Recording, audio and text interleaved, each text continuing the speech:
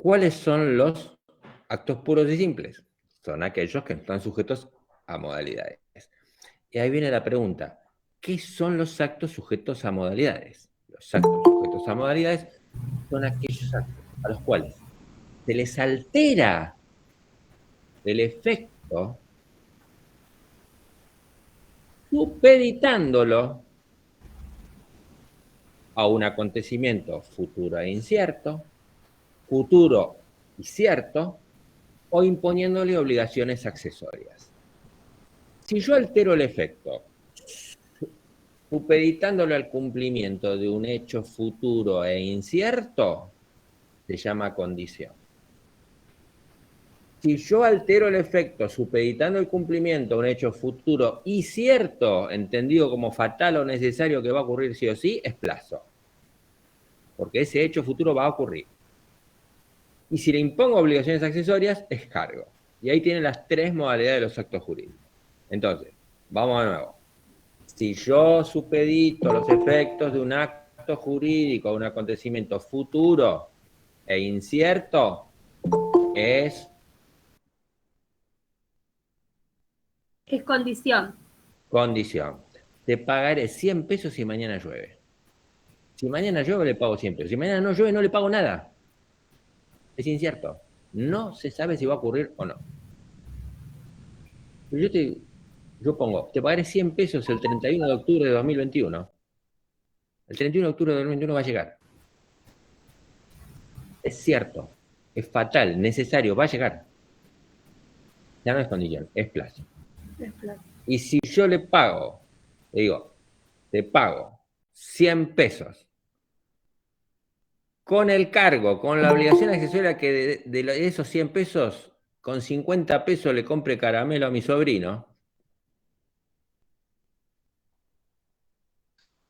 es cargo. ¿Quedó más o menos? Sí, sí, profe, sí. ¿Hay alguna otra duda? A ver, esperen que le busco el machete. Si quiere le sacan una foto y denme unos minutos. Una pregunta, las clasificaciones de las condiciones que hace mención acá en el... Ah, Ahora la vemos en 10 segundos, chicos. En 10 segundos porque si no se me atrasa toda la estantería. no, no, está bien. Yo lo que quería preguntar, digo, eso es probable que lo tomen de cada una de las Todo, clasificaciones, todo, todo, todo. todo se toma. El segundo parcial estamos viendo, no le podemos confirmar la fecha. Como primer día será el primer día.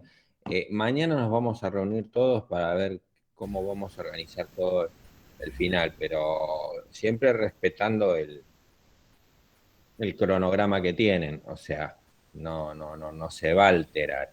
La última clase sería el lunes que viene, ¿sí? Y el miércoles sería el parcial o quizá, no le puedo asegurar, habrá una clase de repaso y el otro lunes el parcial, pero lo vamos a resolver mañana, no va a ser antes. Sí, como mínimo el día que está fijado, o sea, el miércoles, o en su efecto se pasaría para el lunes si es escrito y presencial allá, como hacemos todos juntos, se hace así. Pero no, el miércoles van a tener la confirmación. De cualquier manera, a esta altura ya hay que saber los temas y hay que estar repasando, ¿sí? A ver, esperen un cachito. Eh, acto jurídico, acto jurídico, acto jurídico.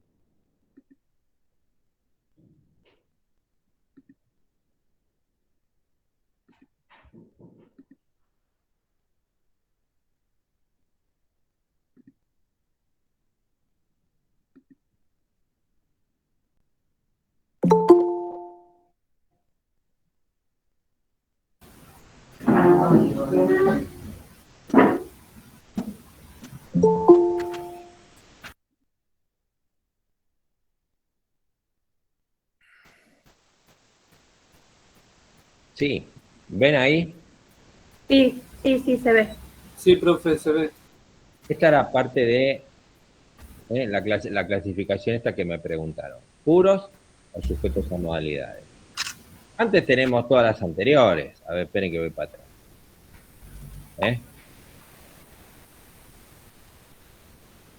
¿Se acuerdan que dijimos? Oneroso gratuito, principales accesorios, formales no formales, patrimoniales extrapatrimoniales, administración y disposición. Y no vamos a volver a ver todo eso, ya se está enojando acá. Pero quizás esta es un poco más complicada, la última, y está más desarrollada porque tiene más variables, ¿sí? Entonces, puros y sujetos a modalidades ya explicamos. Condición, plazo y cargo. Son las modalidades de los actos jurídicos. ¿Qué era la condición? Ahí tienen el artículo 343, si quieren sacarle foto ahí. 343 es el concepto que dijimos. Es decir, subordina la eficacia de un acto jurídico a un hecho futuro e incierto. Se lo ponen con luces de colores. Cuidado, la pregunta no es, ¿qué es una condición, un hecho futuro incierto? No, no.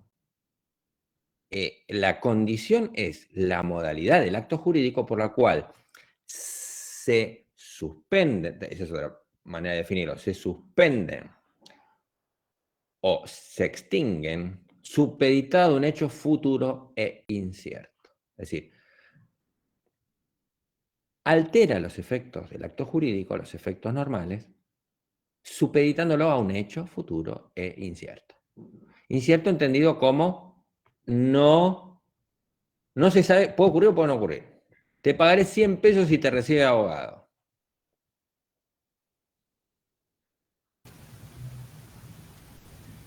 ¿Puede ocurrir? Puede no ocurrir. No es fatal o necesario, no sería plazo.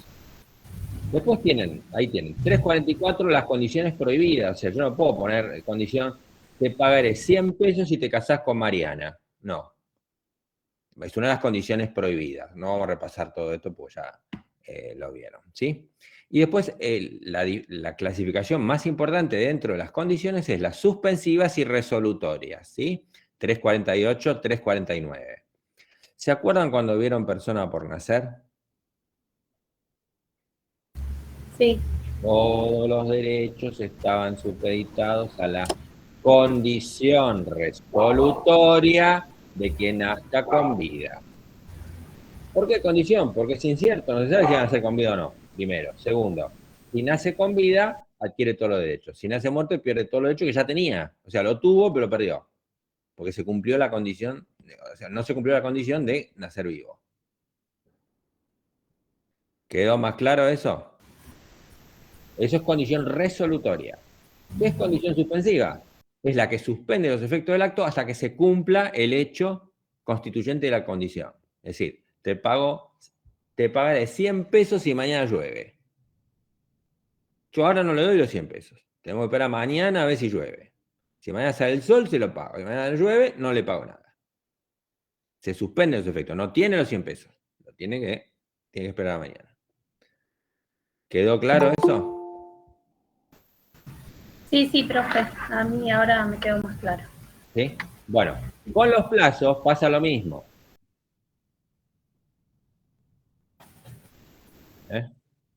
El plazo, si bien acá tienen los artículos de plazo, eso es sencillo, lo tienen en el código igual. El plazo es lo mismo, hay plazos suspensivos y plazos resolutorios. ¿Cuál es la diferencia con la condición? Que el plazo siempre es supeditar la adquisición o la pérdida de un derecho a un hecho futuro y cierto. Cierto, entendido como fatal o necesario, que va a ocurrir. Ese plazo puede estar determinado o indeterminado. Si es determinado, ejemplo, se sabe cuándo va a ocurrir. Si es indeterminado, no se sabe cuándo va a ocurrir. ¿Cuándo hay plazo determinado? Te pagaré 100 pesos el 31 de diciembre de 2021. Plazo determinado. Puede ser un plazo indeterminado. Te pagaré 100 pesos el día que Juan Pérez muera. Juan Pérez se va a morir un día. Es fatal, necesario, pero no se sabe cuándo. Pero es plazo, porque va a ocurrir. Bien. ¿Alguna otra duda, alguna pregunta con esto?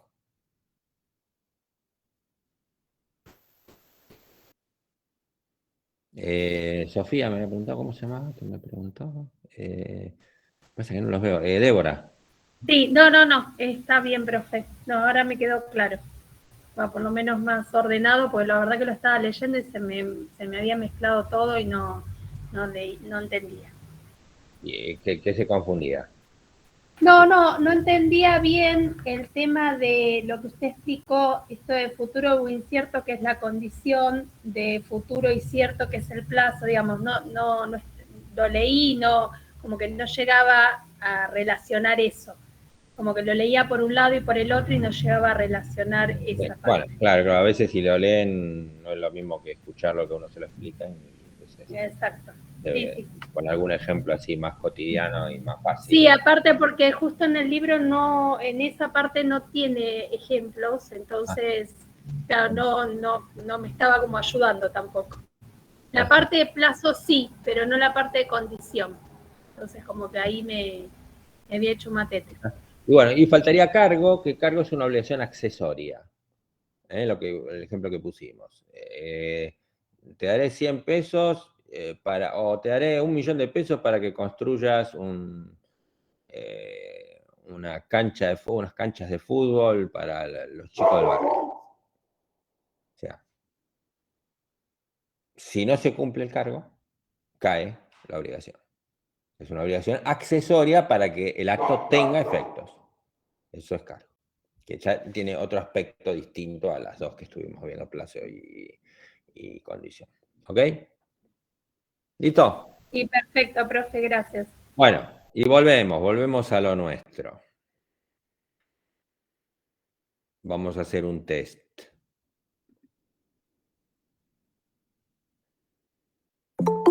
Si yo le tengo bronca al vecino y le rompo la cabeza, ¿es un hecho jurídico? Sí, Bien, ¿es un acto jurídico? no, porque es ilícito. Bien. Ojo que escuché un descuido por ahí, ¿eh? Escuché un descuido. Este es un test que yo hago para ver si están atentos, nada más. Si voy a 200 kilómetros por hora por Pavón y atropello a una persona, ¿es un acto voluntario? Sí, Sí. Sí. ¿Es un acto jurídico? Sí, no, No, no, Bien. no, ¿Es un acto ilícito? sí, sí, sí, sí. no, sí, es ilícito. Ay, por Dios. No se apresuren a responder, piensen antes de responder. Nadie les va a preguntar así a quemar ropa, pero esto es, digamos, para ver si está muy claro todo lo que estuvimos viendo del famoso cuadro, que soy un pesado, que le digo siempre. Ah, no es un acto ilícito, es un hecho ilícito. Porque el acto tiene que ser lícito. No, hay actos lícitos y actos ilícitos. Todos los actos lícitos e ilícitos son hechos jurídicos. Y Fíjense, voluntarios también, ¿no? en ese caso sí es voluntario, porque es un acto que, ¿cuál es el concepto específico de eso? Voy a 200 kilómetros por hora y atropello a una persona. Es Cuasi un acto delito. obrado, exacto, obrado con Culpa. Negligencia. culpa o negligencia. Bien, bien. ¿Eh? Bien. ¿Se van ubicando o están todos perdidos en esta parte, chicos? Por favor, esperen que no encuentro lo de los vicios. Se ve...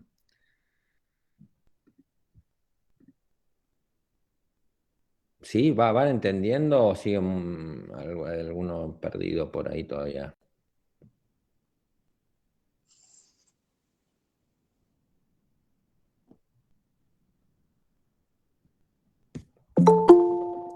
Bueno, bien.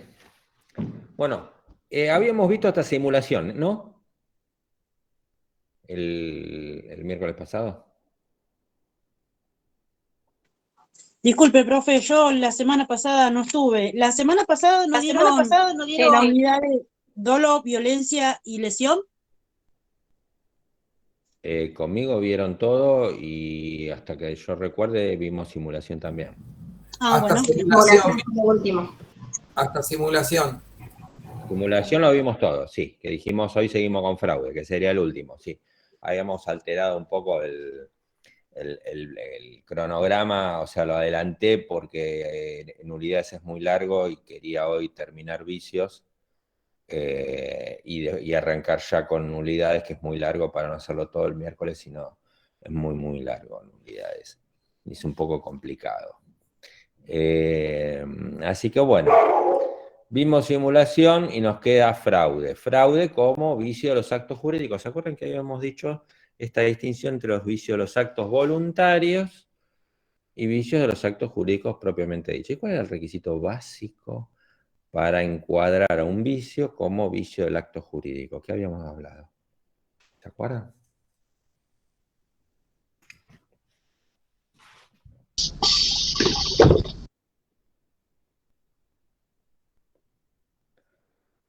Los vicios de los actos voluntarios, error, dolo, violencia, afectaban algún elemento de la parte voluntaria del acto, porque todo acto jurídico es acto voluntario. Perfecto. Y nos quedaba lesión, simulación y fraude, que el código lo llama vicio de los actos jurídicos. ¿Por qué lo llama vicio de los actos jurídicos?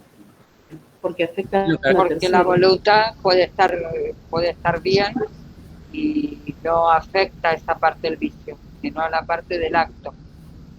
Está bien, pero...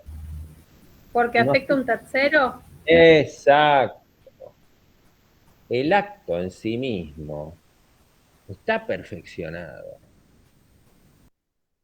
El problema es que ese acto perfeccionado de acuerdo a las partes está perjudicando a un tercero. ¿Vieron que la simulación se hacía para perjudicar a un tercero para que fuera ilícita? ¿Se acuerdan que dijimos? La simulación es lícita o ilícita. Es lícita cuando no perjudica a un tercero y la ley no la reprueba. Y habíamos puesto el ejemplo que ponemos, y pongamos en el contrato de locación, pongamos el 1 de octubre. Y no, lo firmamos hoy. Y es una simulación lícita. Pero cuando perjudica a un tercero es ilícita y es reprobada por la ley. Y por eso la encuadra acá, como vicio de los actos jurídicos. ¿Quedó claro? El fraude también forma parte, como la simulación, de los vicios de los actos jurídicos. Pero cuidado que acá vamos a ir un poquito al concepto y a explicarlo, porque es un poquito complicado y a veces les cuesta definirlo cuando se les pregunta.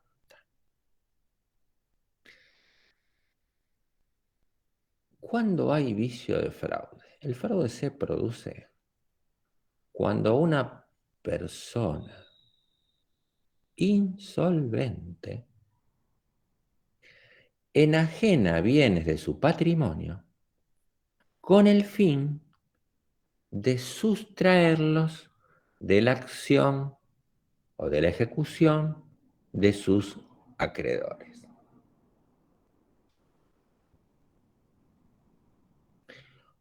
Bien, ¿qué quiere decir esto? Y después lo vamos a ver con un caso práctico. Primero, tenemos una persona insolvente. ¿Qué quiere decir esto de insolvencia? Una persona insolvente. Una persona insolvente es aquella que no puede hacer frente a sus acreedores. O sea, no está cumpliendo con el pago de sus deudas. Entonces el acreedor va a ir contra sus bienes, contra su patrimonio. ¿Se acuerdan que patrimonio, lo vieron, la bolilla de patrimonio, es el La garantía común de los acreedores. La garantía común de los acreedores. Es el patrimonio de la persona. La persona que incumple una deuda responde con todo su patrimonio. Entonces, ¿qué pasa? Si esa persona insolvente, los acreedores se ven obligados a iniciar una acción para cobrarle. La persona tiene una casa y la casa la vende. Cuando vayan a cobrar, no van a encontrar bienes adentro del patrimonio. ¿Se acuerdan lo que habíamos hablado del patrimonio?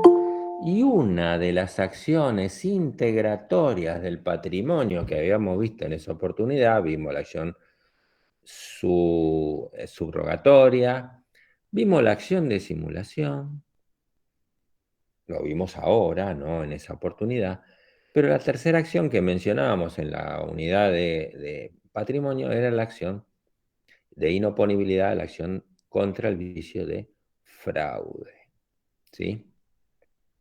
Entonces, primero, tenemos la persona insolvente. Segundo, saca bienes de su patrimonio. Es decir, tiene un bien y lo saca. ¿Cómo lo saca? Lo vende, enajena. Recuerden que enajenar es vender, es realizar un acto jurídico de disposición del bien, es decir, sale del patrimonio, se modifica la integración del patrimonio. ¿Cómo lo hacen el fraude? En complicidad con el tercero al cual se lo transfiere. Que eso lo vamos a ver después. ¿Y cuál es la finalidad? Última parte del concepto. Sustraerlo de la acción de los acreedores. Es decir, para que el acreedor, cuando vaya a ejecutarlo, esa casa que creía que era de él ya no es más de él. Y cuando le va a trabar el embargo, vuelve rebotado del registro de la propiedad diciendo que esa propiedad fue transferida tal día a fulano de tal. Listo. Entonces el acreedor ya no puede cobrarse de ese bien. ¿Quedó claro esto?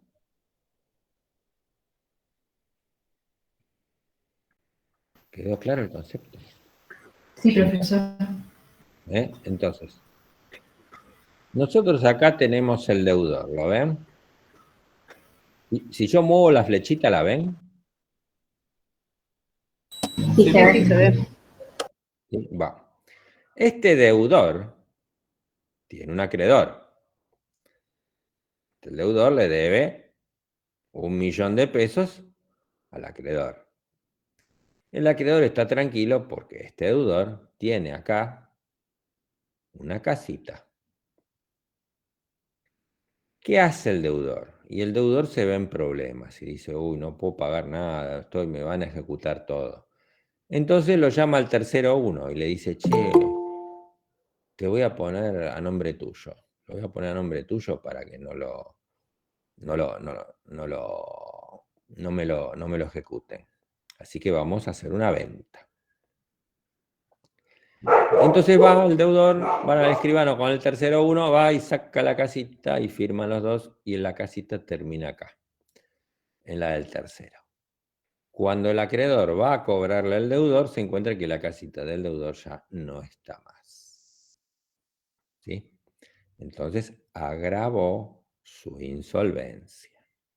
¿Mm? Ese es el concepto básico del fraude. Esto es lo que es importante que lo entiendan, ¿sí?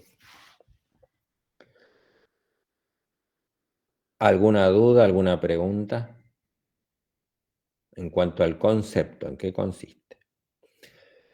Ustedes dirán, pero entonces más o menos lo mismo que la simulación. Y puede haber también simulación. Fraude más simulación.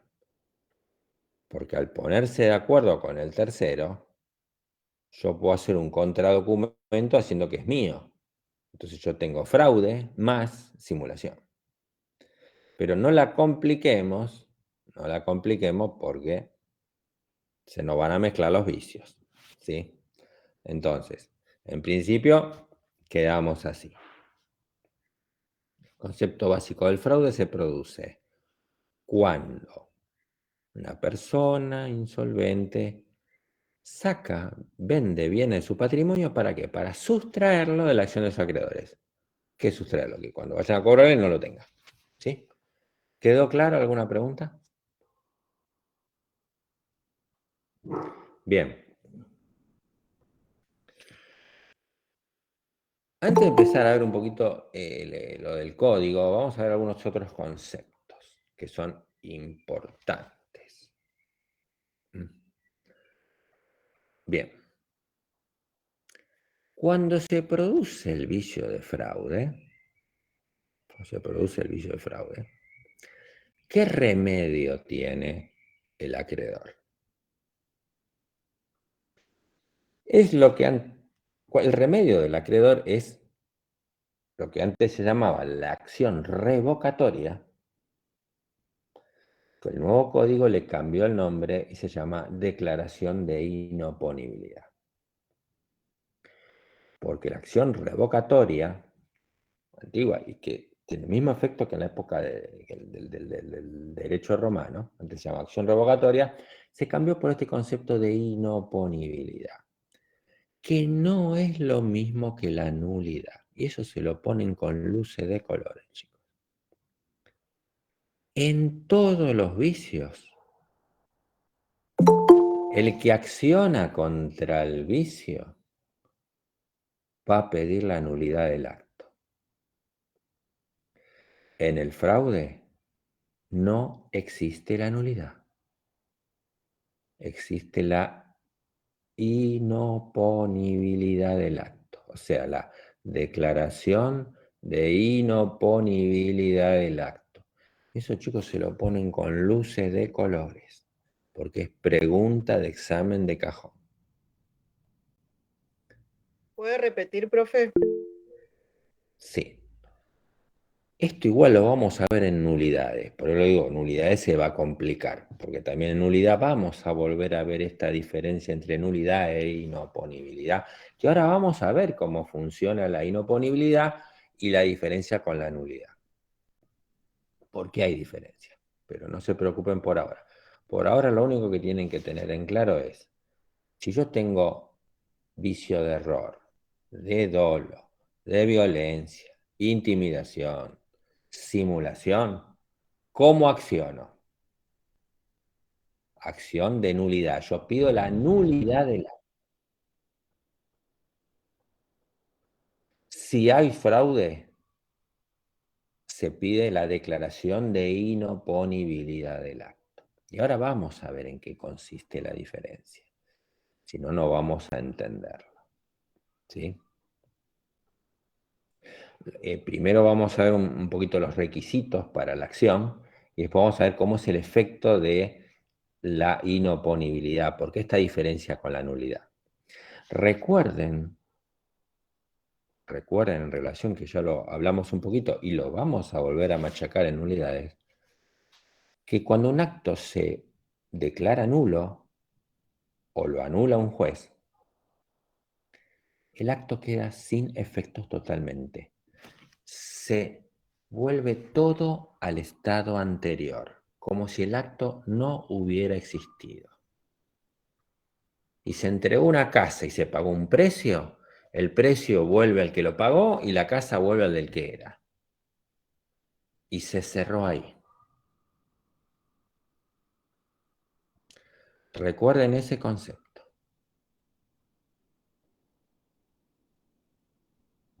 Esto no sucede en el fraude.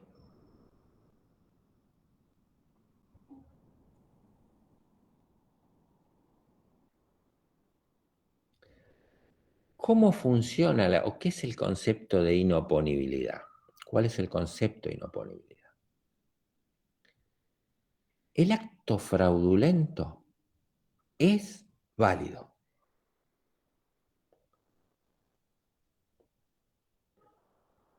Pero no puede hacerse valer al acreedor que solicitó la acción, quien se comporta como que el acto no se realizó y va contra el bien, que está en el patrimonio del tercero.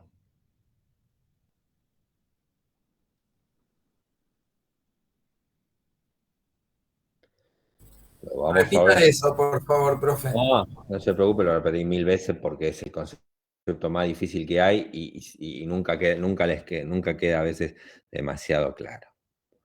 Bien. ¿Ven el cuadrito? ¿El deudor lo ven? Ahí. Sí, ¿Ven que tengo la Sí, flecha? sí, se ve. ¿La ven la flecha? Sí, sí. Bien. sí, El deudor le pasó la casa al tercero 1. ¿Sí?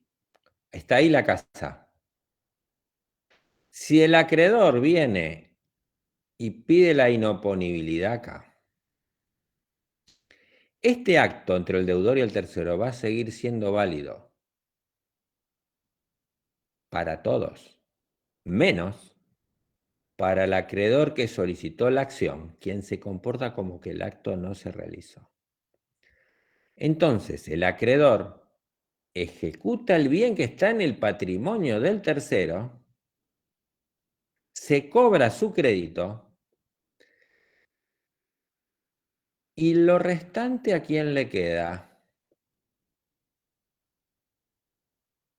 Al tercero. Al tercero. Al tercero. Porque el acto es válido para todos.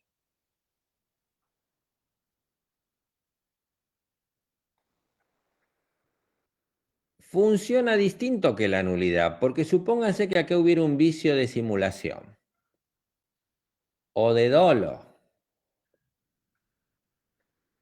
Si se anula este acto, entre el deudor y el tercero 1, se anula, esta casa vuelve acá, al deudor. Y acá se benefician todos los acreedores, el acreedor 1, el 2, el 3, el 4, todos los que tenga acá, porque la casa volvió al deudor. Acá no. La casa queda en el patrimonio del tercero porque el acto es válido. No va a ser válido, o sea, no puede hacerse valer, por eso es inoponible. Oponer es hacer valer. Inoponible se declara inoponible al acreedor que solicitó la acción. Inoponible es que no puede hacerse valer. No tiene validez para el acreedor, solamente para el acreedor que pidió la acción. Y se la dieron, obviamente. Con todos los requisitos que vamos a ver después. Una pregunta. Sí. Y el caso de que también en este fraude habría una simulación sería... No me la compliquen porque no se van a volver chinos. Se van a volver chinos. Hay que ver qué es lo que se puede probar en el juicio. Primero terminamos el concepto de fraude. Terminamos que quede comprendido bien cómo funciona. Terminamos el supuesto de subadquisición y los requisitos, que es bastante complicado. Y después lo mezclamos con simulación, si quieren, para hacerlo bien más complicado todavía. ¿Sí? No lo quiero marear de entrada, por eso no nos vamos, vamos de más simple a más complicado. ¿Ok? Bien, entonces, repetimos. El acto fraudulento entre el deudor y el tercero 1 es válido para todos, menos para el acreedor que solicitó la acción revocatoria. Pero se me escapa el revocatorio, esa acción de inoponibilidad. Son muchos años. Entonces, esa es la declaración de inoponibilidad. No es oponible. La acción revocatoria antigua y la acción revocatoria de los romanos funcionaba de la misma manera. No era nulidad. Era inoponibilidad. El concepto de inoponibilidad, este funcionamiento es distinto a la nulidad y el concepto de inoponibilidad es un concepto más moderno. Por eso se optó, en el nuevo codificador, optó por cambiarle el nombre de la acción, del viejo tradicional nombre de acción revocatoria, por acción de inoponibilidad o de declaración de inoponibilidad.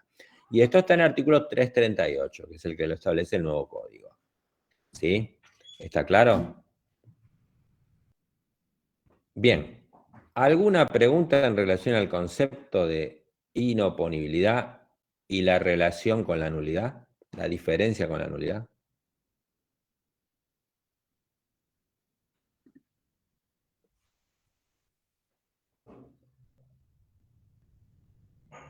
¿Sí?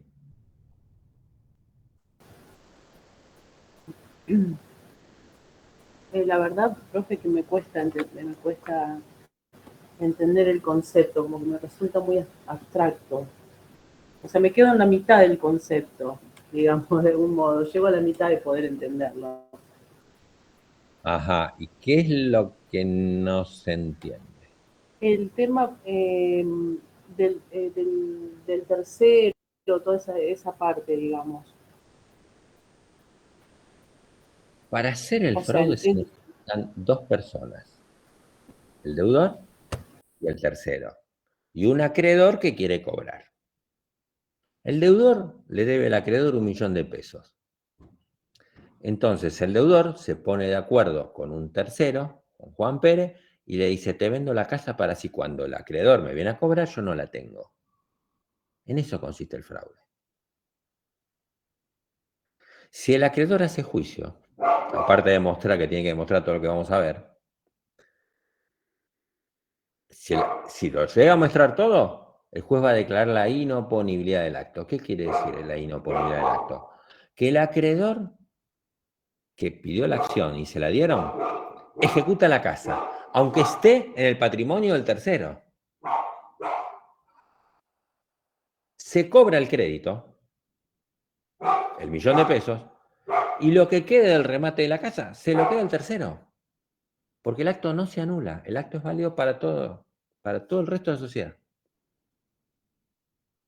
Igualmente este tercero sabe de la acción que está No, vamos a los requisitos, que uno de los requisitos es demostrar que es cómplice en el fraude, que es de mala fe o que el acto fue a título gratuito. Pero ahora vamos a enterar a los requisitos, no nos mareemos con los requisitos. Claro, es para no liberar al cómplice en todo caso que está demostrado ese requisito. Claro, pero cuidado, porque si es un acto a título gratuito y de buena fe también se puede declarar inoponibilidad. Pero eso lo vemos después. No se mezclen todo porque es un vicio complicado. Entonces. Profe, termino una idea. Lo que yo le voy a decir ahora, por favor, apaguen los grabadores, apaguen todo, porque lo que voy a decir es una barbaridad, pero es para que lo entiendan básicamente. Está mal lo que yo voy a decir, pero como para que lo entiendan. En la nulidad se queda sin efecto el acto, para todo el mundo. En la inoponibilidad es como que se anula, entre comillas, solo para el acreedor. Para todos los demás el acto es válido. Está mal lo que yo les estoy diciendo, pero es por lo menos para que mentalmente lo entiendan, que ese acreedor y todos los acreedores que piden la acción se comportan como que el acto no existió. Ejecutan la casa, se cobran el crédito y el acto existe para todo el mundo, incluso para las partes. Por eso no se reintegran las prestaciones, porque el acto no se anula. Pero jamás digan lo que les acabo de decir. O sea, se lo doy nada más que para que tengan una idea, porque está mal el concepto. O sea, la nulidad implica el quitar... Que vuelve al estado anterior, ¿no? Exacto. Perdón. Exacto. Y de esta manera no. De esta manera no. Es solamente para el acreedor, que solicitó la acción y se la dieron. ¿Quedó claro? Es importante tener claro el concepto. Si alguien quiere hacer una pregunta. Sí, por eso, como no es nulidad absoluta y es inoponibilidad, el tercero se va a quedar con parte de lo que sobre del dinero. Claro, porque el acto es válido. Solo no es válido para el acreedor. Para el acreedor que solicitó la acción y se la otorgaron. Entonces se comporta como que el acto no existió. Por eso es inoponible. El acto fraudulento es inoponible al acreedor que solicitó la acción y es oponible a todo el resto del mundo. incluido las partes del acto. Por eso funciona distinto que la nulidad. Las partes no se reintegran las cosas, las prestaciones que hubo. ¿Quedó claro? Sí, hay una mano levantada, alguien levantó la mano por ahí. Sí, yo, profe. Una pregunta, ¿esta acción de inoponibilidad es para todos los acreedores? ¿Todos los acreedores pueden presentar? Sí, el antiguo código decía, hablaba de solo los acreedores quirografarios, es decir, los acreedores comunes. Pero el nuevo código no especifica. El código habla de acreedores. Todo acreedor puede solicitar la acción. Vean el 338, lo tienen ahí. El nuevo código no especifica. Tampoco quedó muy claro luego la reforma, pero tradicionalmente se entiende que quien la pide es un acreedor común, es un acreedor quirografario, es decir, aquellos acreedores que no tienen privilegios, no tienen preferencias sobre determinados bienes, porque aquel que tiene una prenda o una hipoteca va directamente sobre el bien. Sobre el bien. ¿Sí? Y ahí cuando ese acreedor tiene hipoteca sobre la casa, ¿el fraude se puede hacer igualmente? No, porque ya está con la hipoteca. Está hipotecado. Claro, está bien. Cuando piden certificado de dominio para vender la casa, le salta que está hipotecada, no la va a poder vender sin saldar la hipoteca. Está bien. Ojo, la puede saldar la hipoteca, venderlo y defraudar a otros acreedores, quédese tranquila. Sí, claro, sí, a todo el resto.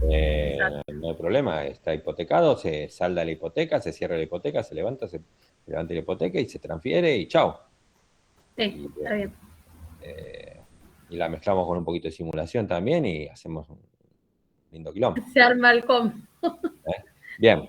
Gracias. Pero bueno, vamos a tratar de simplificarlo, no de complicarlo. ¿Ok? Bien. Entonces, el código cambia esta terminología de acción revocatoria por la acción de declaración de inoponibilidad, 338. ¿Sí? Entonces, acá hay algunos conceptos que ya estuvimos manejando cuando explicamos todo esto. Todo acreedor puede solicitar la declaración de inoponibilidad de los actos celebrados por su deudor en fraude de sus derechos y de las renuncias al ejercicio de derechos o facultades con los que se hubiese podido mejorar o evitado empeorar su estado de fortuna. Es decir, también cuando hay renuncias, por ejemplo, a recibir una herencia, ahí también puede haber un fraude ahí.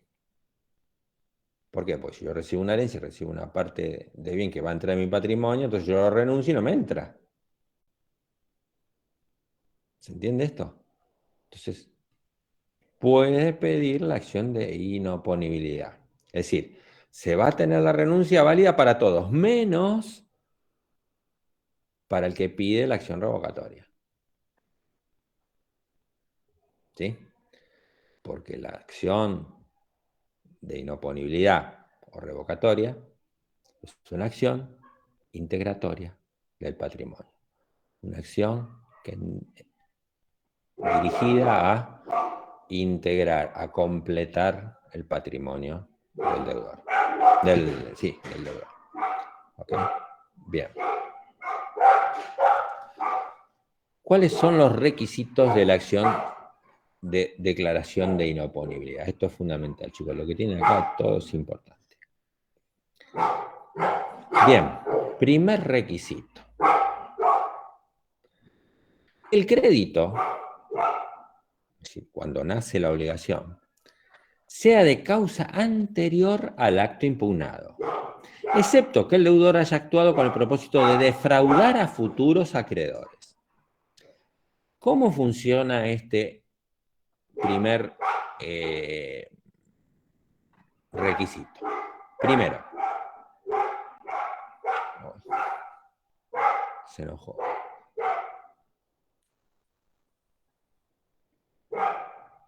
¿Me escuchan igual? ¿Sí? Sí, profesor, lo escucho. Está ladrando fuera. Bueno. En fin. Bueno, primero,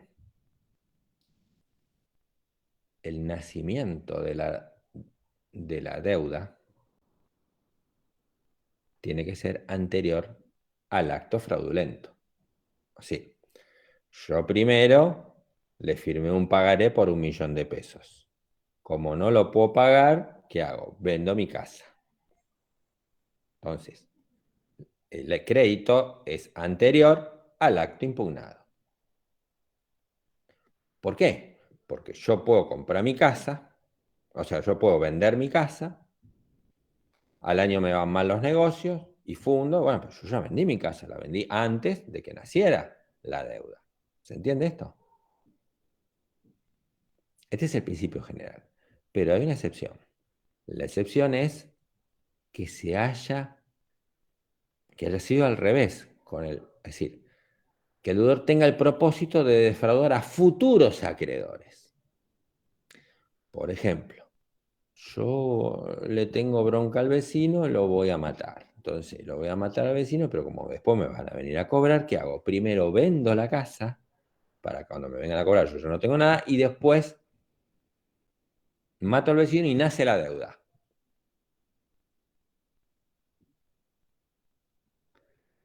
Entonces, No me quedó claro, no.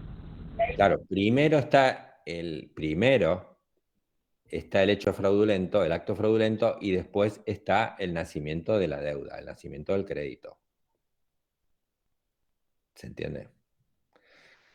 El viejo código lo explicaba en relación a los actos ilícitos, las enajenaciones cometidas antes de realizar actos ilícitos para salvaguardar la responsabilidad de esos actos ilícitos. Esa es la redacción del viejo código. El nuevo código la cambió por esta redacción. Estaba entendida en que primero se hacía el acto fraudulento y después se cometía el delito.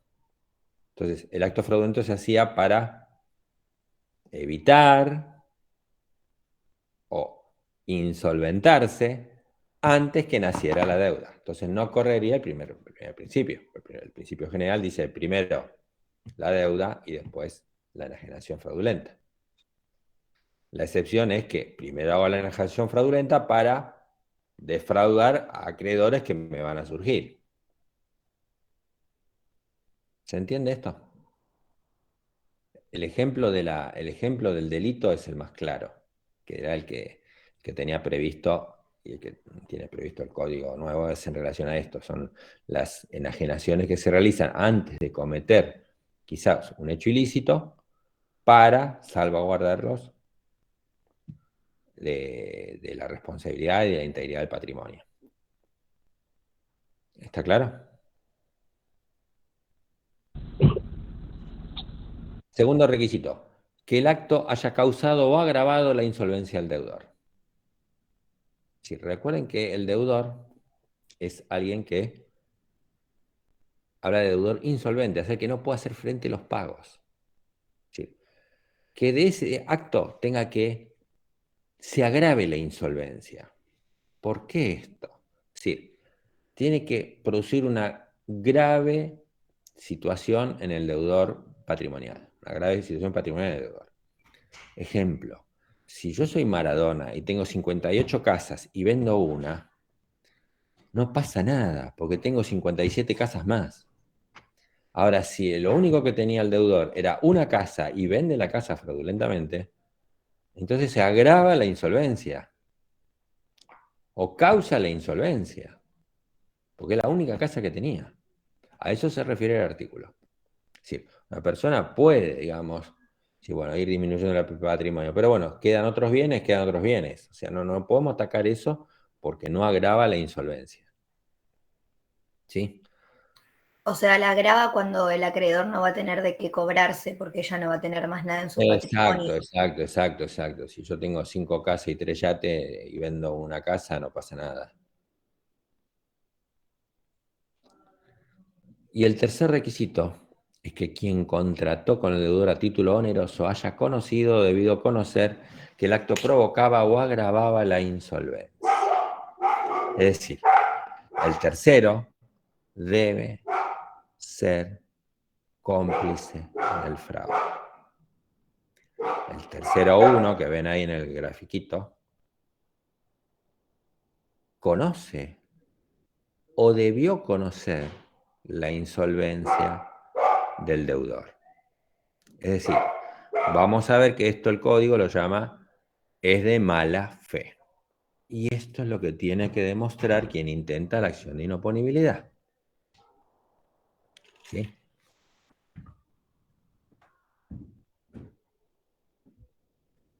Espera un cachito.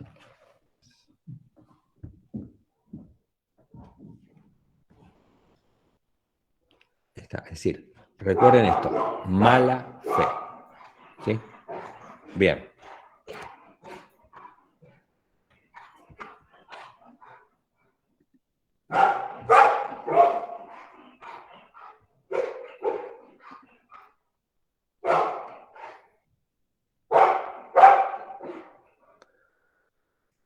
Bien. En base a esto, ¿cuándo se va a poder atacar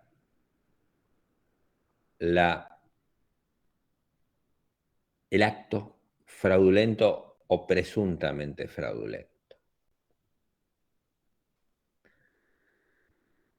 En base a la normativa. La acción de inoponibilidad la van a poder intentar siempre contra el tercero. Siempre que el tercero no sea de buena fe y a título oneroso. Ven que ahí lo tienen marcado. Porque el código va a dar varios supuestos. Es decir, la acción de inoponibilidad se va a poder intentar siempre si el acto es a título gratuito. Por lo tanto, recuerden el concepto de acto a título gratuito y oneroso. Gratuito es hay prestación solo, oneroso es prestación y contraprestación. Gratuito es la donación, oneroso es la compraventa. Es decir, a título gratuito se va a poder intentar siempre la acción de inoponibilidad. No importa si es de buena fe o de mala fe el tercero. ¿Por qué? Porque es unilateral. Y es unilateral y es título gratuito. No hay contraprestación. Pero la donación va a seguir siendo válida.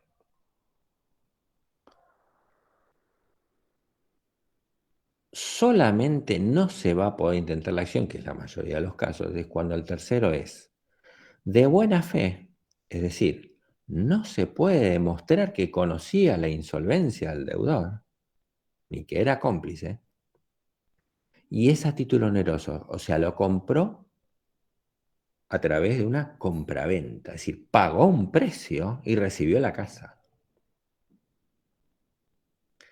Esto es un principio de seguridad jurídica. En ese caso, la acción revocatoria no tiene lugar. No se puede intentar. ¿Qué es lo que suele pasar en la realidad? Es decir, siempre el tercero al cual se transmite es de buena fe y a título oneroso. Nadie va a hacer un fraude con un título gratuito, con una donación, porque sabe que se puede ir contra eso. Siempre va a ser a título oneroso y el tercero va a ser uno que dice, no, yo no tengo nada que ver, yo vivo allá en el Tigre, no, en la isla del Tigre, no tengo ni idea, no, yo vine, lo compré en la casa y listo. No, ni lo conozco al deudor. Y se acabó la acción revocatoria.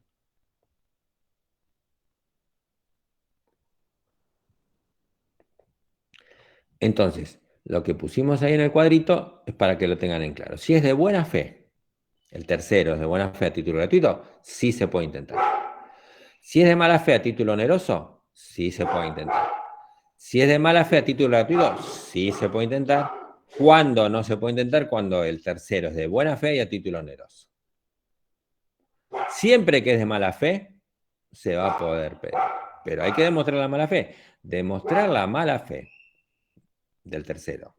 Demostrar que conocía la insolvencia del deudor. O demostrar que fue cómplice en el fraude es más que complicado, chicos. Esto es la realidad. O sea, por eso no se puede, digamos, demostrar eso y por eso no es que la acción de fraude la vemos todos los días. No es una acción, es muy difícil comprobar esto. ¿Sí? Porque siempre el tercero, cuando se hace un acto fraudulento, siempre el tercero que se elige va a ser un tercero que compra y que no lo conoce. Entonces es tercero de buena fe, título oneroso, no se puede intentar la acción. ¿Sí? ¿Alguna duda, alguna pregunta? ¿Sí?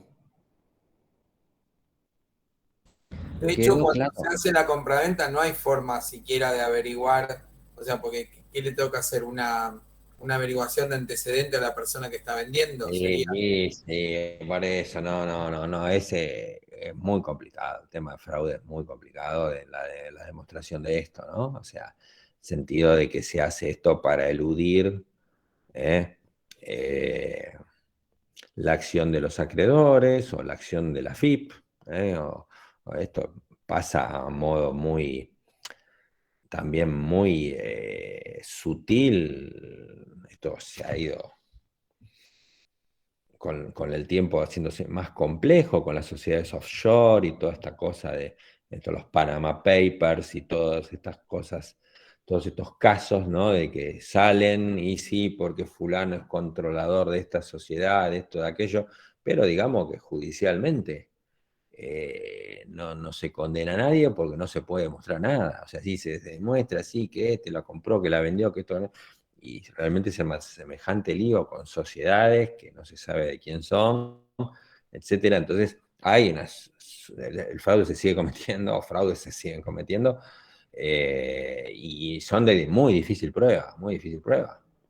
Que damos ejemplo de fraude sencillo, ¿verdad? Después cuando van este tipo de movimientos que están de moda últimamente, esto con las sociedades offshore y todas estas historias, ya la cosa se complejiza por la globalización, ¿no? Bien, vamos a parar 5 minutitos acá y seguimos con lo que nos falta en relación a los efectos, en relación a los terceros, qué pasa cuando hay subadquirentes, etcétera. Se va a utilizar el mismo principio, pero paramos, chicos, 10 minutitos nomás y seguimos, ¿sí? Perfecto.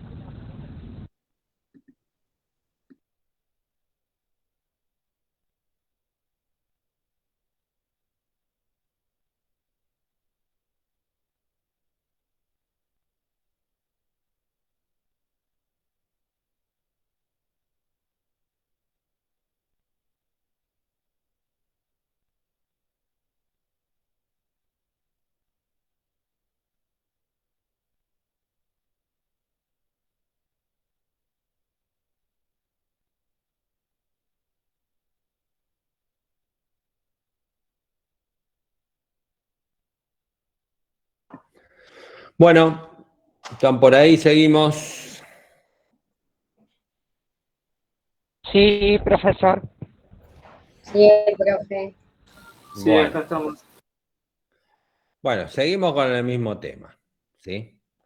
Entonces,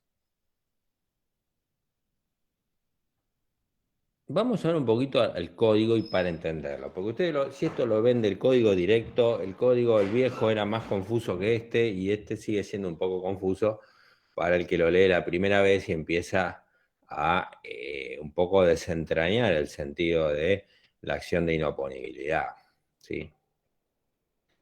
Entonces vamos a ver estos artículos que son los más importantes, ¿sí? 340, ¿qué pasa con los terceros? Deber de indemnizar. El fraude no puede oponerse a los acreedores del adquirente que de buena fe hayan ejecutado los bienes comprendidos en el acto. La acción del acreedor contra el subadquirente de los derechos obtenidos por el acto impugnado solo procede si lo adquirió por título gratuito o si es cómplice en el fraude. La complicidad se presume si en el momento de contratar conocía el estado de insolvencia. El subadquirente de mala fe y quien contrató de mala fe con el deudor responden solidariamente por los daños causados al acreedor que ejerció la acción, si los derechos se transmitieron a un adquirente de buena fe y a título oneroso, o de otro modo se perdieron para el acreedor. El que contrató de buena fe y a título gratuito con el deudor responde en la medida de su enriquecimiento. Bien. Todo esto que está en el 340 hay que leerlo a la luz del cuadrito que yo les puse arriba, para no perderse en el camino. Porque lo que habla es sobre el tercero, y sobre los subadquirentes, es decir, sobre aquellos tercero segundo, tercero tercero, al cual va pasando el bien. ¿Sí? Vamos a hacer una cosa. Para ir entendiendo esto, vamos de vuelta al cuadrito que yo les hice al comienzo. Esperen un cachito.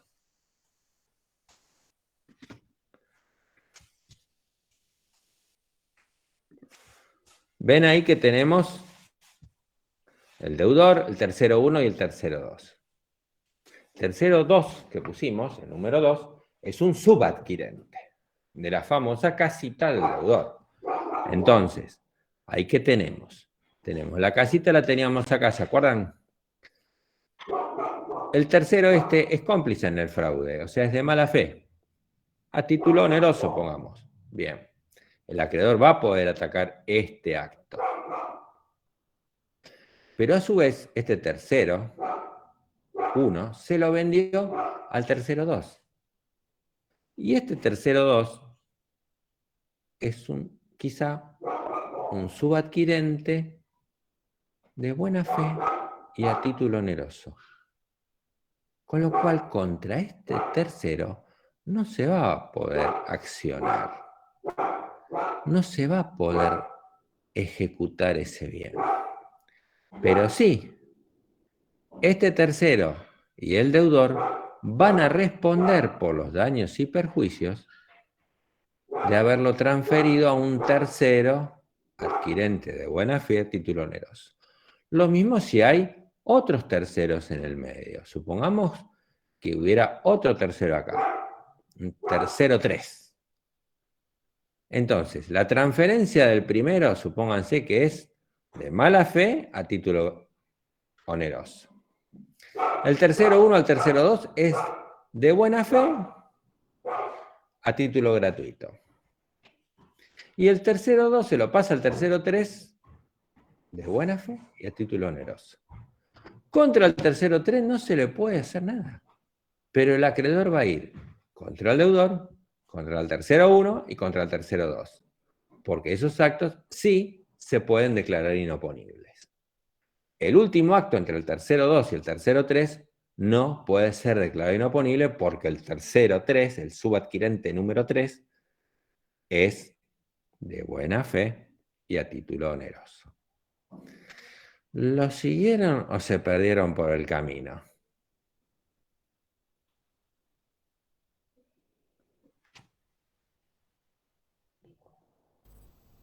No, está entendido. A mí me gustaría que lo repitas. A ver, lo que tienen que tener ustedes en claro es, volvamos al cuadrito que tienen ahí arriba de todo.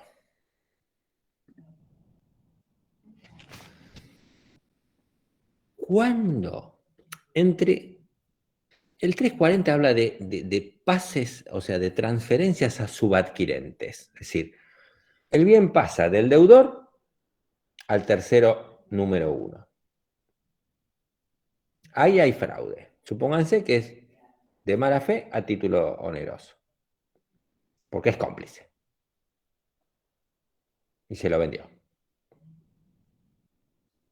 ¿Qué pasa cuando ese bien va pasando a otras personas?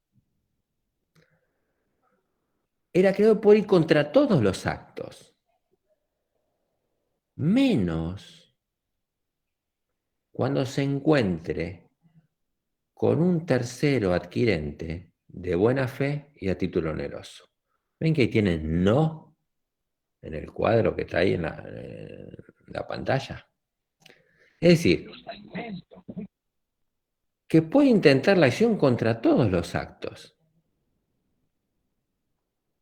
Pero si se choca contra un tercero adquirente de buena fe, título oneroso, no puede pedir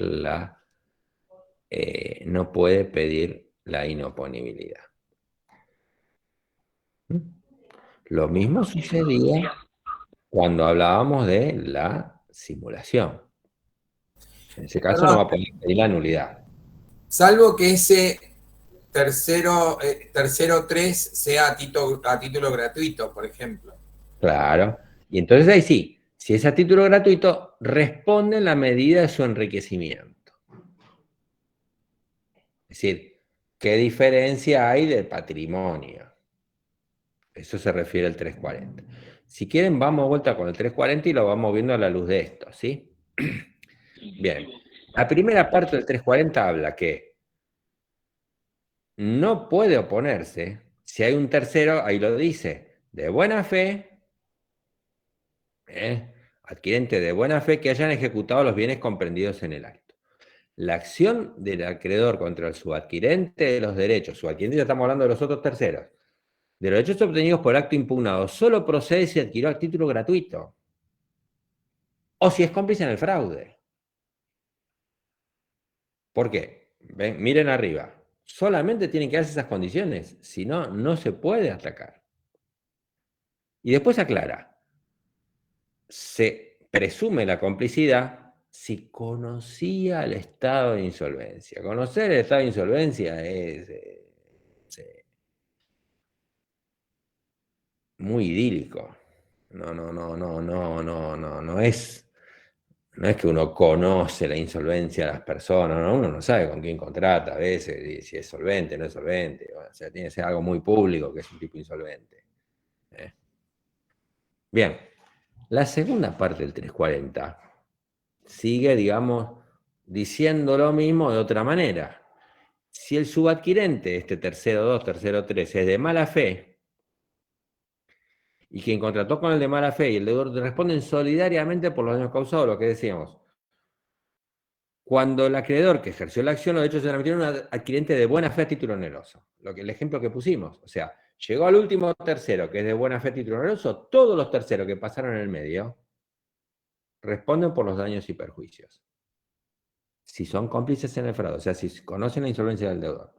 Contra quien no la conoce, o sea, si un acto es a título gratuito, ya, o sea, no va por daños y perjuicios, sino va por la medida del enriquecimiento que tuvo esa persona.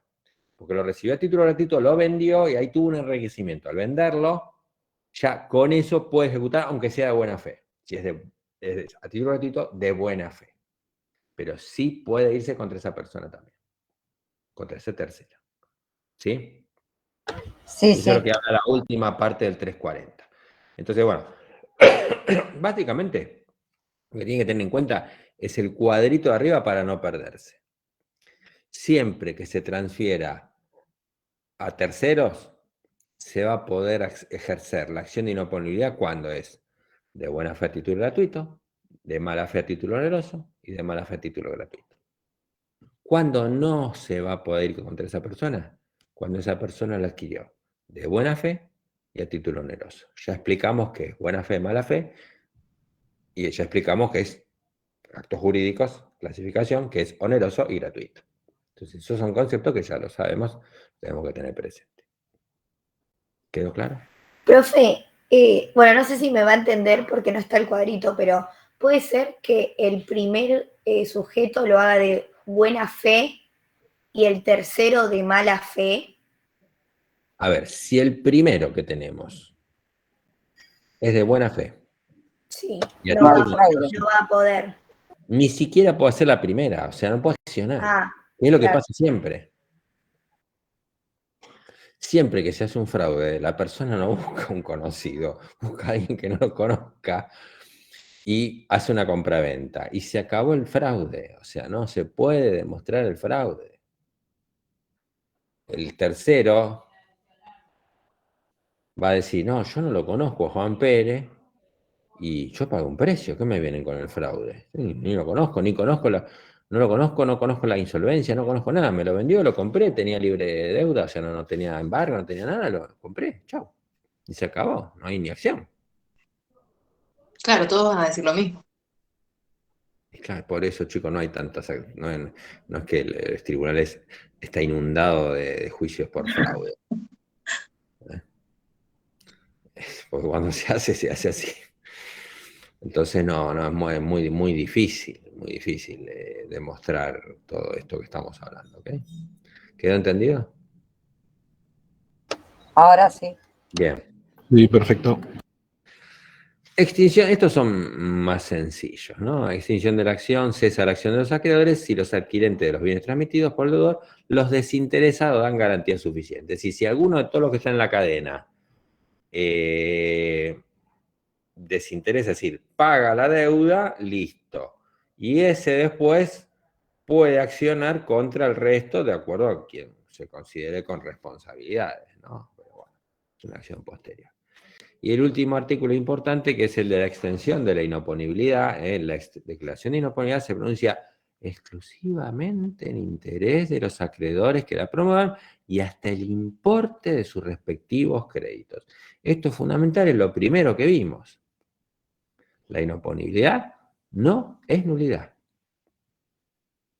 La inoponibilidad se declara solamente para los acreedores que la piden.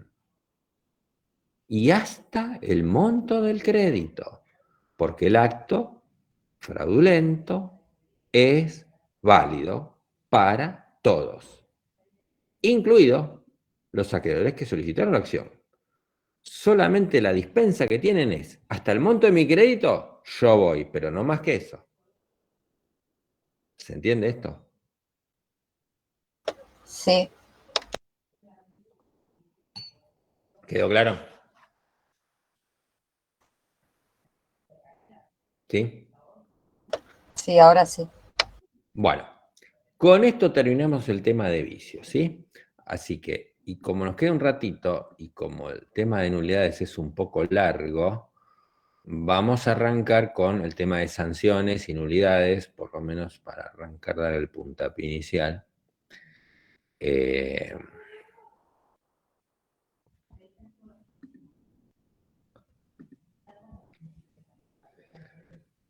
Y vamos a seguir el miércoles, ¿sí? Pero vamos por lo menos a ver concepto de sanción y concepto de nulidad, y ya vayan leyéndolo, les pido que lo vayan leyendo para el miércoles, estos temas, porque es un tema complicado para entender algunas cositas. Y es necesario, digamos, conocer un poco toda la materia, porque vamos a ir para todos lados, para adelante, para atrás, repasar capacidad, acto jurídico, hecho jurídico, todo, ¿sí? Así que, esperen un cachito.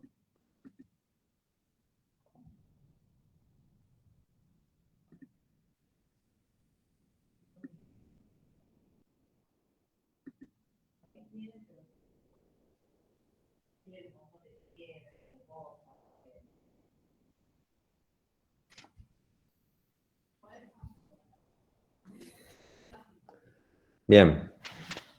¿Ven algo? Sí, se ve, se ve. Sí, Bueno, se ve. bien.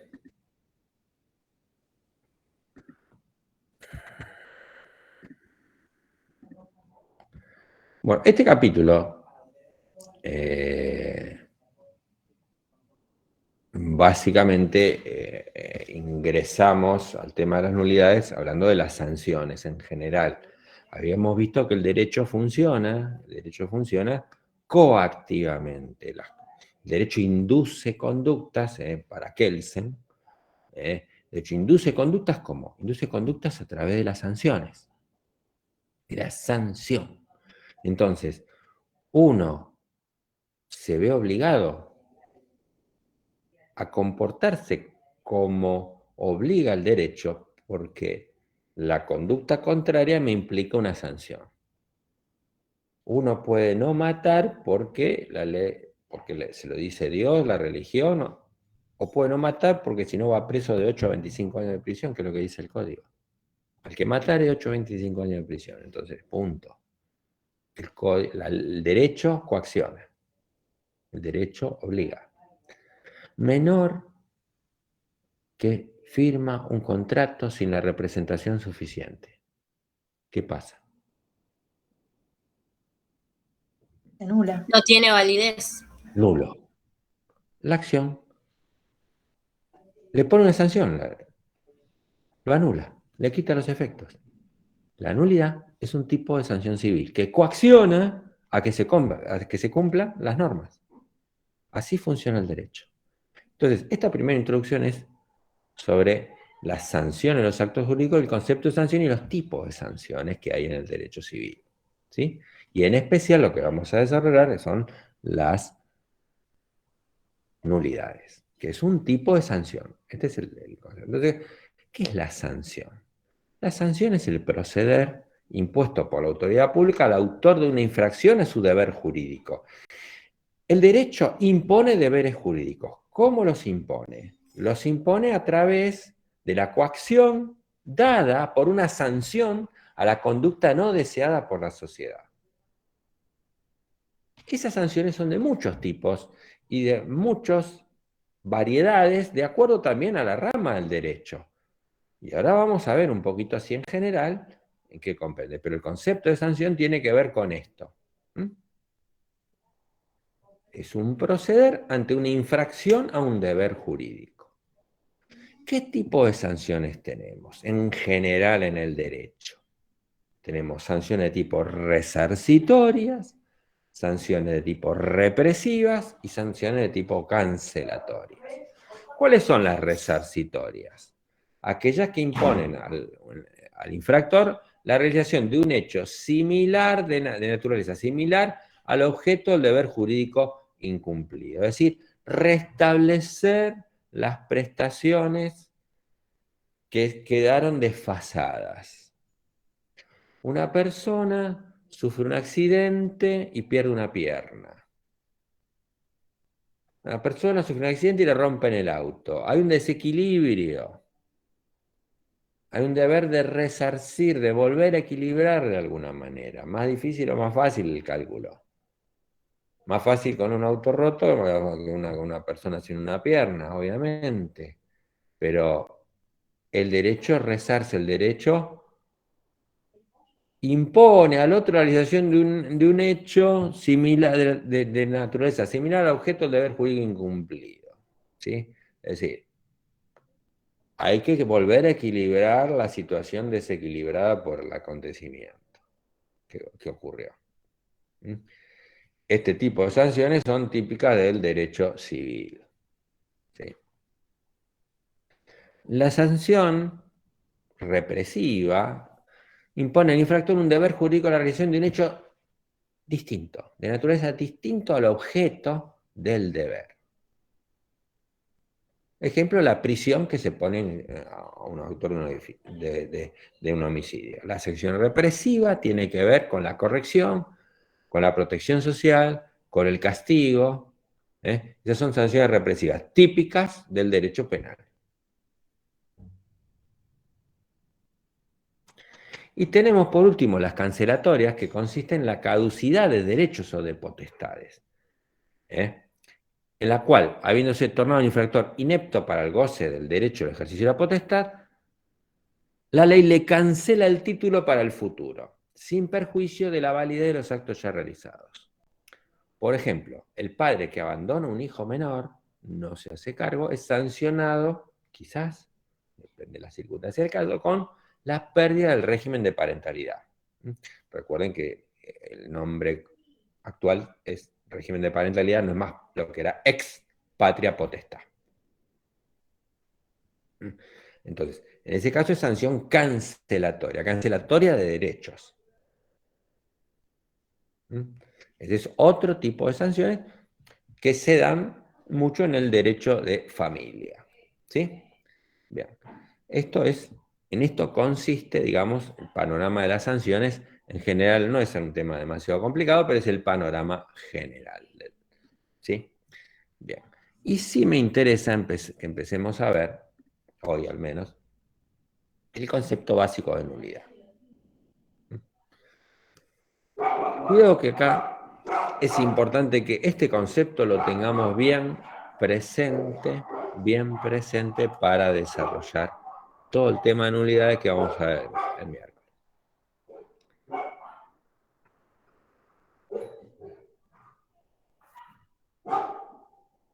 ¿Qué es la nulidad? La nulidad es una sanción legal que priva de los efectos normales a un acto jurídico en virtud de una causa de origen existente en el momento de la celebración del acto. Bien. Este concepto lo tienen que saber perfectamente y entenderlo, para entender cómo funcionan todas las nulidades. Estas tres partes. Primer carácter principal de la nulidad. Primera parte de la definición. La nulidad es una sanción legal. Ya vimos que es una sanción. Es decir, es una penalidad por no cumplir con un deber jurídico. Y es una sanción legal porque está establecida por el ordenamiento jurídico. Entonces, el primer punto que tenemos que tener presente el concepto de nulidad es que es una sanción entendida por una penalidad por el incumplimiento de un deber jurídico. Ahí se lo puse como número 2, pero digamos, vienen juntos el 1 y el 2. Lo de legal, porque obviamente lo establece la ley. El punto 3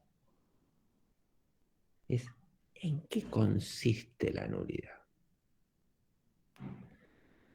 Aniquilamiento de los efectos del acto jurídico.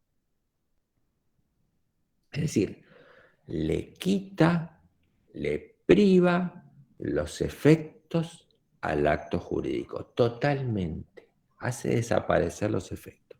Esto va a generar una serie de conflictos, ¿no? Porque es un acto jurídico, se empezó a ejecutar, hay algunas consecuencias de ese acto jurídico y hay que volverlas para atrás. Entonces después vamos a ver esto se complica después, pero bueno, ese es un principio. El principio es que quita los efectos al acto jurídico.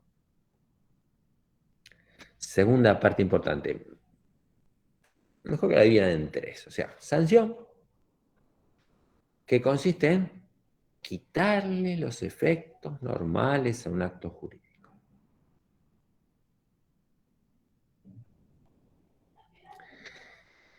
Y la tercera parte de la definición, que es quizá la más complicada, es que esta sanción se impone cuando hay una falla o causa. Acuérdense esas dos palabritas, porque son importantes para la clasificación de las nulidades, que es bastante complicado. Es decir, la nulidad como sanción se impone cuando hay una falla en el acto. Esa falla, la doctrina lo llama causa, o causa originaria de invalidez. Entonces, cuidado con este último punto. Si quieren, pónganselo, divídanselo en 3, que es más sencillo, 3 partes. Sanción legal, quitar los efectos al acto jurídico, en virtud de una causa originaria, en virtud de una falla que causa la invalidez del acto. Entonces, estos 3 puntos, sobre esto vamos a arrancar el miércoles. Entonces, ténganlo muy presente esta definición siempre en todo lo que vamos a ver en nulidades. Porque vamos a ver que las clasificaciones se van a basar en esto, en el grado de sanción, en el tipo de falla que tiene el acto. Entonces, esta falla o causa de invalidez puede ser, por ejemplo, un vicio de error.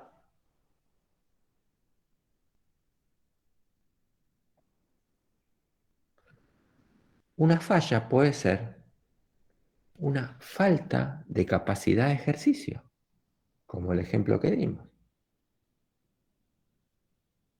Es una causa de invalidez. Ese es el lenguaje que se utiliza en nulidades. La causa de la invalidez del nene que firma un contrato por sí mismo, la causa de invalidez es la falta de capacidad de ejercicio. Y lo que vamos a ver en nulidades es todo lo que estuvimos viendo, visto desde el punto de vista de las nulidades. Entonces, ahí vamos a analizar la falla, qué tipo de falla, cómo se determina esa falla. Porque no es lo mismo la falla de la persona que tiene una enfermedad mental y no está declarada que la que está declarada. Entonces, la falla va a ser de otro tipo. Esto lo vamos a ver en clasificación de las nulidades. O sea, vamos a ver todo lo que estuvimos viendo, pero desde el punto de vista de las nulidades. Y ahí van a surgir las clasificaciones de las nulidades. Yo les recomendaría, que es lo que yo sigo, y siempre lo di así, y es quien lo trata más claro, el autor que lo trata más claro es Jan Bias. Si bien no sé si se lo han actualizado el manual o el tratado, el tema de las nulidades básicamente es el mismo, los principios son los mismos. Si ven Jan Bias van a ver algunas diferencias obviamente porque va a tratar sobre los artículos viejos del código, que el código era mucho más desordenado antes, ahora está desordenado también las nulidades, pero un poco menos, un poco más. No están demasiado claras, es un tema complejo en todas las materias, el tema de las nulidades, en especial obviamente en otra materia que es la donde arrancan con esto, ¿no? Pero lo que ustedes siempre deben tener presente es este concepto de unidad, por lo menos para arrancar con el tema. Sanción, que quita los efectos del acto jurídico por una causa existente en el momento de la celebración del acto. La causa puede ser variada. Eso es lo que vamos a ir viendo. Vamos a ir viendo cada falla, cada causa en cada uno de los tipos de nulidades. Y para no confundírselas, porque que la nulidad relativa, absoluta, acto nulo, anulable, no. Esas son clasificaciones que hay que tener muy en claro. Por eso la clase que viene, pues digo, voy a empezar antes, pues, un poco largo, y eso necesito que lo entiendan perfectamente, porque si no se hacen un mejunje. En general los autores y los libros son bastante confusos en eso, en tema de las clasificaciones. Por eso yo les recomiendo que lean el capítulo de Jan Bias del tratado, que es el que está más claro en cuanto a las clasificaciones, pero si no, la clase que viene yo se las voy a dar, y es importante es importante entenderlas. Se va a tratar de dar bien clarito y sintético para que no se confundan y no empiecen a hablar que acto nulo, anulable, nulidad absoluta, nulidad relativa son distintas clasificaciones, ¿sí? Así que bueno, por ahora llegamos hasta acá hoy. Concepto de nulidad. Paramos acá. Vamos a empezar a ver después lo que sigue, que es diferencia entre nulidad e inexistencia, nulidad e inoponibilidad. Vamos a volver a machacar lo mismo que estuvimos hablando recién. Y después arrancamos con las clasificaciones de las nulidades, que es el tema más complejo. El miércoles. Bien. ¿Quedó claro concepto de nulidad? Sí. No vayan estudiando. Y nos veremos, si no hay más preguntas, nos veremos el miércoles, si Dios quiere. ¿Ok? Perfecto. Buenas noches. Bueno. Perfecto, buenas noches, profe. Buenas noches a todos, que estén bien y nos vemos el miércoles. Buenas noches, muchas gracias. Hasta luego. Buenas noches. Chao.